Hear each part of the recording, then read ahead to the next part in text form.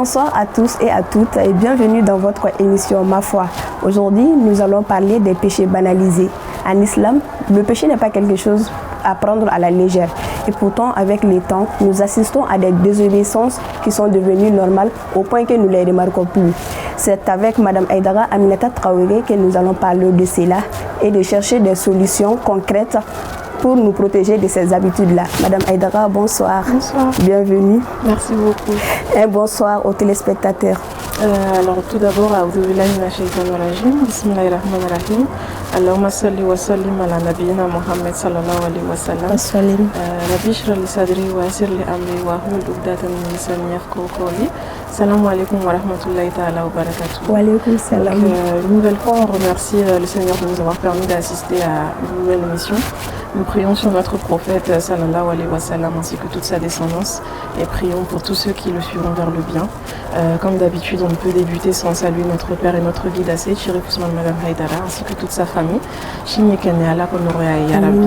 Je salue également tous les téléspectateurs qui nous suivent fidèlement pour cette émission et Allah Kabarka et Arabi.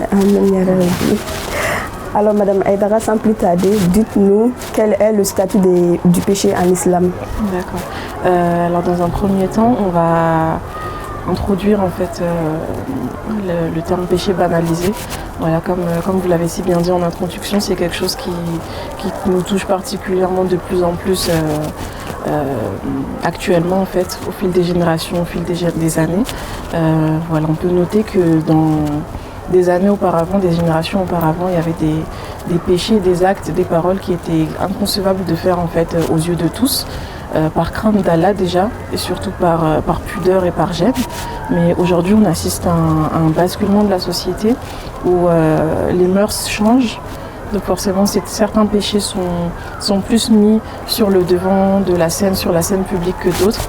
Donc malheureusement, ça amène à une dureté de cœur et à une banalisation du mal en fait. Et au contraire, le bien tend à devenir bizarre et étrange, voire même extrême pour les gens. Donc aujourd'hui, la question qu'on doit se poser, c'est est-ce qu'on pêche vraiment? Parce que bon, on reste quand même des êtres humains. On pêche, malheureusement, c'est dans notre nature. Mais le plus important, c'est le repentir et le regret.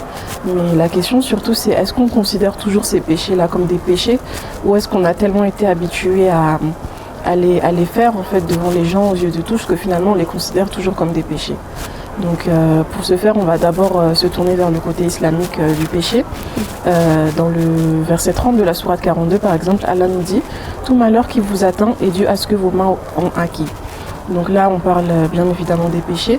En fait, voilà, clairement les péchés c'est une barrière en fait à nos biens en fait. Ça bloque l'exaucement de nos invocations, ça bloque notre baraka, ça bloque notre risque et surtout ça durcit nos cœurs en fait également. Voilà, donc il est important de se repentir, de faire beaucoup de dhikr, astaghfirullah wa atubu ilahi, afin de se rappeler constamment du repentir en fait. Deuxièmement, il y a un hadith du prophète aussi qui nous parle énormément par rapport à ce sujet. Il nous dit effectivement, le croyant voit ses péchés comme une montagne au-dessus de lui. C'est un hadith rapporté par Bukhari. Donc, en tant que croyant, normalement, il est de notre devoir, en fait, à chaque fois qu'on commet un péché, de se dire, en fait, on a constamment une montagne sur notre tête, en fait. Et chaque péché est un poids de plus, en fait, à cette montagne, et du coup, sur notre tête, en fait. Donc, en fait, il faut toujours, en fait, à chaque fois qu'on pêche, qu'on se dise, en fait, que vraiment, j'ai un poids de plus sur la tête, je crains de plus en plus que ce poids me tombe dessus et qu'il m'apporte et qu'il me guide, en fait, vers l'enfer, qu'Allah nous en préserve. Donc, voilà, il est toujours important, comme je le dis depuis le début, reconnaître ses fautes et surtout de ne pas minimiser ce qu'on fait, en fait, parce que c'est en minimisant nos péchés qu'on oublie de se repentir, en fait. Et des péchés sans repentir, c'est des péchés de plus sur notre balance négative, qu'Allah nous en préserve. Malheureusement, aujourd'hui, tout est devenu, comme je l'ai dit, banal, minimisé. On a de moins en moins peur des conséquences vu que tout le monde le fait. Et ça, c'est vraiment problématique et ça nous mène vers un chemin très dangereux. Et c'est le fait, en fait, de le faire en public, en fait. Faire ses péchés en public, c'est quelque chose de très très très grave. Il y a un hadith également que j'aimerais utiliser pour ce point-là. qui est effectivement « Toute ma communauté sera pardonnée, sauf ceux qui affichent leurs péchés ». C'est un hadith rapporté par Bukhari et Muslim. Donc faire un péché, c'est une chose en fait, mais le rendre public, il y a deux dangers vraiment dont il faut se prémunir en fait. Première chose, il y a la perte de pudeur spirituelle. Maléaté et en fait. On a le cœur s'endurcit de plus en plus à force de le faire. Et comment dire, tu ne crains plus les conséquences en fait. Voilà. Donc c'est vraiment super dangereux. Et deuxième chose aussi, on pousse en fait en le faisant devant les gens. On incite les autres à le faire en fait. Finalement, parce que non seulement tu fautes, mais en plus tu essayes de te rassurer toi-même en poussant les autres à le faire en fait. Inconsciemment, même faire des péchés devant les gens, c'est les pousser à faire de même en fait. Et ça me rappelle encore une fois un hadith très très puissant qui nous dit, le prophète sallallahu alayhi wa sallam nous dit, celui qui appelle à un bien aura la récompense de celui qui le suivra, sans que leur récompense respective soit pour autant diminuée. Et celui qui appelle à un égarement aura le péché de celui qui le suivra, sans que leur péché respectif soit pour autant diminué. C'est un hadith rapporté par Muslim. Donc pareil, si tu encourages à faire le bien, si la personne fait le bien, tu auras une part de récompense pour l'avoir incité à faire le bien. Et vice-versa, malheureusement, si tu pousses quelqu'un vers le mal, tu auras une partie de péché en fait, parce que tu l'auras incité à faire le mal en fait. Et malheureusement, c'est très courant de nos jours. Par exemple, on a des amis qui pêchent, qui sont dans le mal, et au lieu de les guider vers le bien, de les conseiller à délaisser en fait ces pratiques mauvaises. Et ça, c'est très courant actuellement, par exemple avec nos amis, quand ils sont en train de pécher vers le mal, etc. Au lieu de les guider vers le bien, de les conseiller d'arrêter, etc. Par peur, en fait, par crainte de rompre cette amitié, on se dit voilà, chacun sa tombe, t'inquiète pas, Allah est pardonneur, Allah est miséricordieux, tu peux le faire, tu t'arrêteras avec le temps, ça va aller. Sauf que non, en fait, sans même t'en rendre compte, tu pousses cette personne à continuer, quoi, parce qu'elle se dit, bon, mon amie m'a clairement montré que Allah est pardonneur, Allah est miséricordieux, donc même si je continue, je sais que Allah finira par me pardonner. Donc en fait, la personne oublie même de se repentir finalement, en fait, et c'est très très très dangereux. Donc voilà, si on n'est pas capable d'inciter les gens à faire le bien, il est important de se taire, en fait, c'est mieux, parce que on risque en fait d'attraper des péchés en fait, et du coup ça alourdira notre balance du mal en fait. Donc vraiment guidons les gens vers le bien. Encore une fois, il y a des manières de faire le rappel aux gens. Voilà, il ne faut pas non plus être trop laxiste, mais pas non plus être trop extrême, parce que pareil, ça aussi, ça pousse les gens à complètement délaisser la religion malheureusement, et il est important d'avoir un juste milieu par rapport à ça. Alors, comment certains péchés clairs en islam aujourd'hui sont-ils devenus normaux dans notre quotidien, et comment se prémunir de ces habitudes destructrices?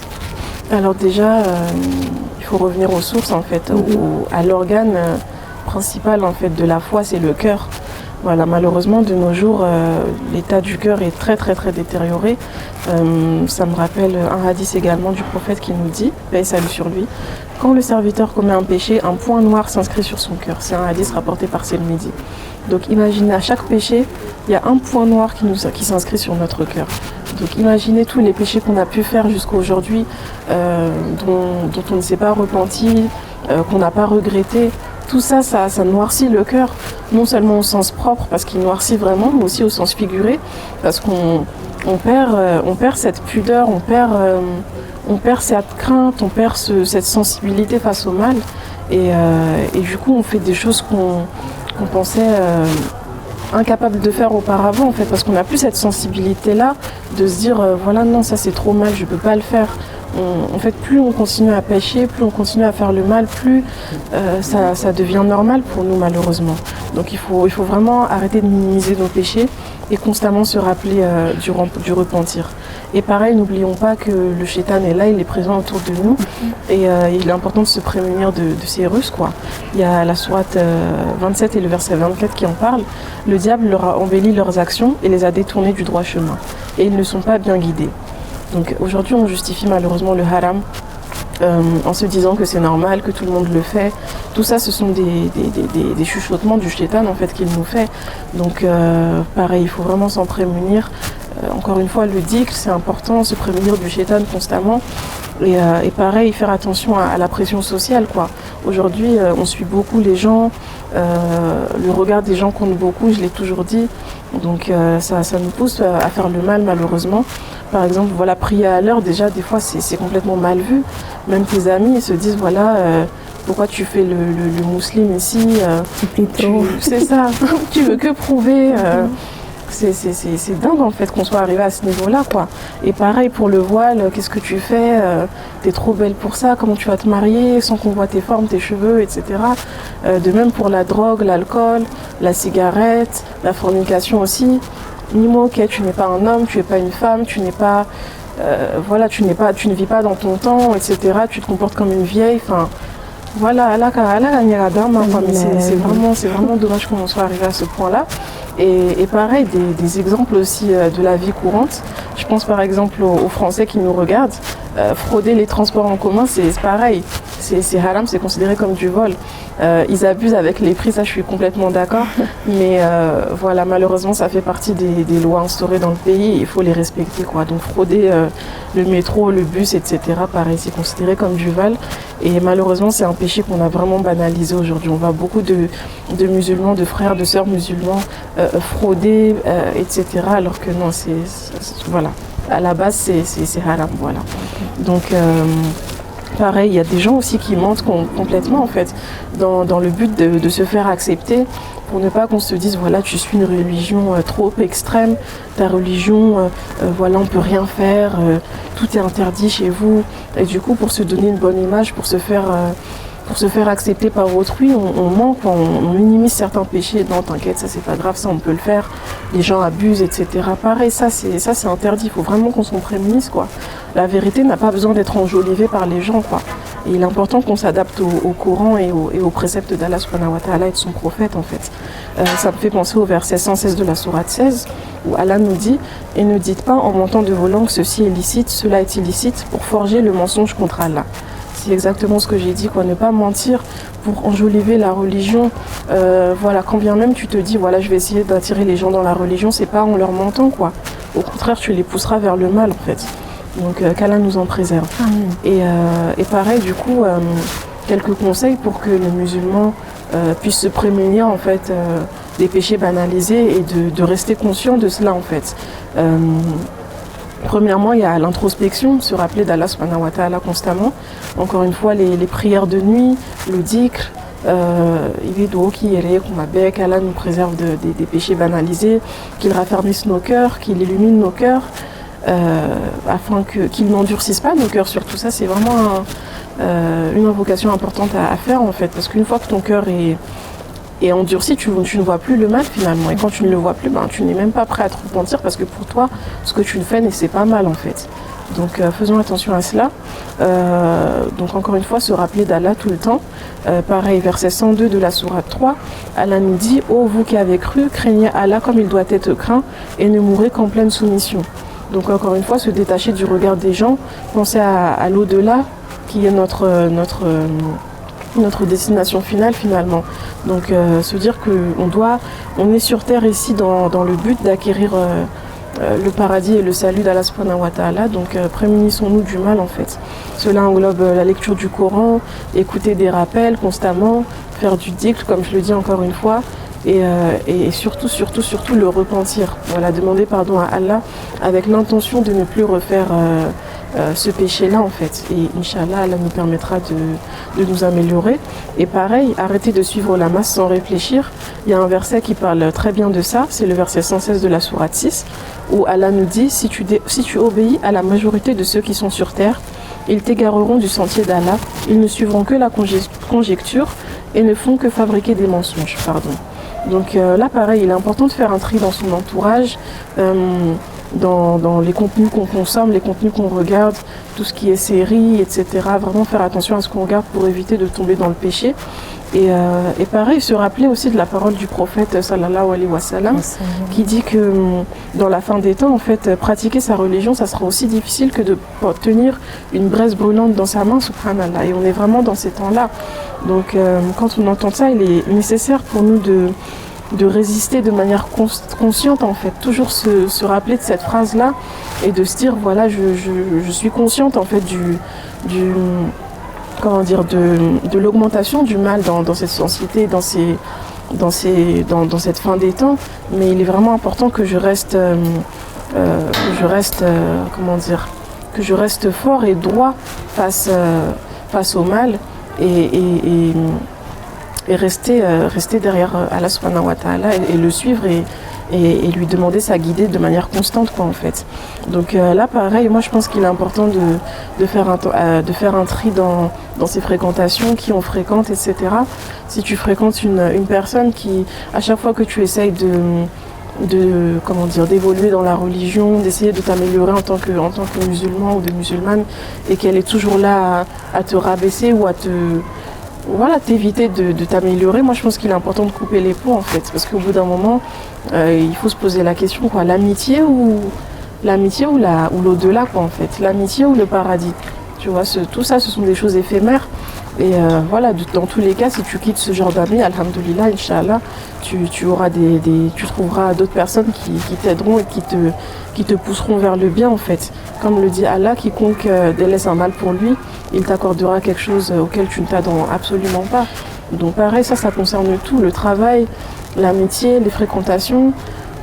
Voilà, tout cela, il faut vraiment placer sa confiance en Allah toujours et se dire que voilà, si je délaisse quelque chose pour lui, il me permettra d'avoir mieux, en fait. Donc voilà, assumons de couper les ponts avec certaines personnes et pour le regard de notre Seigneur et pour notre foi. D'accord. Voilà. Merci. Avant de clôturer, Madame Haïdara, quel est le message ou quel conseil vous donnez surtout aux fidèles qui ont du mal avec le repentir? Je l'ai dit, en fait, il est important de faire une introspection, en fait, de soi-même et de ses comportements. Parce que voilà, en fait, le problème de notre époque, c'est pas est-ce qu'on pêche ou est-ce qu'on pêche pas, c'est, comme je l'ai dit, est-ce qu'on considère vraiment que c'est un péché, en fait. Donc vraiment toujours voilà, comme je l'ai dit, faire une introspection, faire des rappels, écouter des rappels, pardon, se dire voilà, vraiment je suis en train de faire ça, je suis en train d'agir comme ça, est-ce que c'est pas haram? D'où l'importance, en fait, de connaître sa religion, en fait, et se remettre en question de manière constante, en fait, parce que voilà, comme je l'ai dit, le problème c'est surtout le fait qu'on considère de moins en moins que ce qu'on fait est un péché, en fait, que ce qu'on fait est haram. Donc l'enjeu aujourd'hui, c'est surtout de reconnaître qu'on a commis une faute, ressentir de la gêne, ressentir de la culpabilité et du coup, encore une fois, poser l'intention avant de se repentir que voilà, Allah, permets-moi de ne plus refaire ce péché. Voilà, l'intention quand on se repent, c'est vraiment très important, c'est un thème qu'on devrait vraiment aborder, le repentir, mais voilà. Pareil, se rappeler de cela constamment afin que le repentir soit accepté et qu'Allah nous guide vers le bien. Et j'aimerais ajouter également que tout ce qui compte finalement, c'est comment on va se rendre devant Allah subhanahu wa ta'ala, en fait. Il faut qu'on arrête de penser aux gens, ce que les gens vont penser de nous, etc. Voilà, l'être humain, c'est un être influençable. On pense toujours à ce que les gens vont penser de nous, etc. Donc voilà, au pire, si on est vraiment tant influençable que ça, autant s'entourer de bonnes personnes qui nous influenceront vers le bien, en fait. Donc vraiment toujours voilà, encore une fois, l'introspection, c'est très très important pour éviter les péchés banalisés et le repentir. Je pense que ce sont les deux éléments clés à retenir ici. Alors, pour le rappel, le péché, même s'il devient courant autour de nous, ne perd jamais sa gravité auprès d'Allah. C'est pas parce qu'un acte est répandu qu'il est acceptable. La vigilance du cœur surtout, la recherche du pardon et les retours sincères vers Allah sont nos meilleures protections. Alors avant de clôturer, Madame Haïdara, quels sont vos mots de fin? Tout simplement, qu'Allah nous purifie nos cœurs, nous préserve des tentations de ce monde et qui nous accorde à tous une belle fin. Encore une fois, nous saluons notre guide Asset, Chérif Ousmane Madame Haïdara, ainsi que toute sa famille et nos téléspectateurs, tous nos auditeurs qui nous écoutent et qui nous suivent dans cette émission, et en espérant que tout ce qu'on aura dit leur sera profitable, Inch'Allah. Alors, c'est la fin de ce numéro. Je vous donne rendez-vous la semaine prochaine pour un autre épisode de votre émission Ma Foi. Merci de votre fidélité et à très bientôt.